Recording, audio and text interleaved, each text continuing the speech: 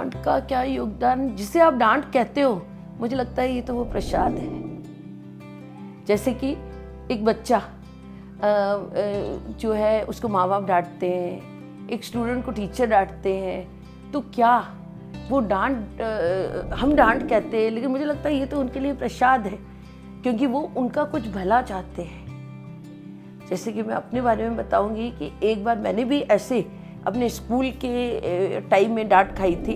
किसी बात पर मुझे सर ने डांटा और शायद वो डांट मेरे ऊपर इतना असर कर गई कि उस दिन मैंने फैसला किया था कि मैं डॉक्टर बनूंगी, और मैं साइंस में मेहनत करने लगी और मैं डॉक्टर बन गई। तो मेरे हिसाब से तो डांट मेरे लिए तो उसने प्रसाद का काम किया था।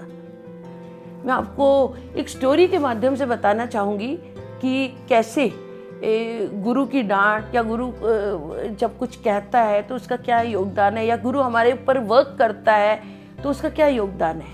तो मैं आपको एक लकड़ी और एक नाव की स्टोरी सुनाना चाहूँगी। देखिए, एक ना नाव अपने नदी में जा रही थी, एक जगह से दूसरी जगह कुछ लोगों को ले जा रही थी। तो रास्ते में उसकी वो जो एक सिंपल सी लकड़ी है उसके साथ टकरा जाती है।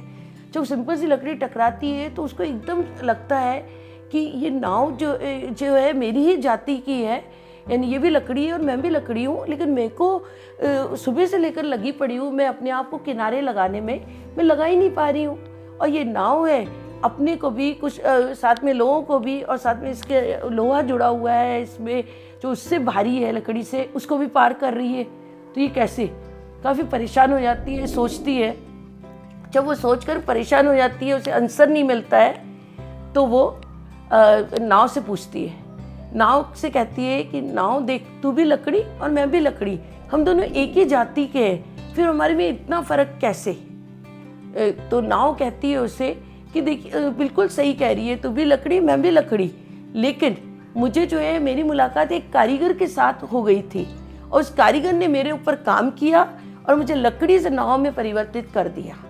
तो ऐसे ही जब एक टीचर मिलता है किसी स्टूडेंट को, कहते हैं ना, दशा कोई भी हो, दिशा देने वाला मिल जाए तो नैया पार हो जाती है।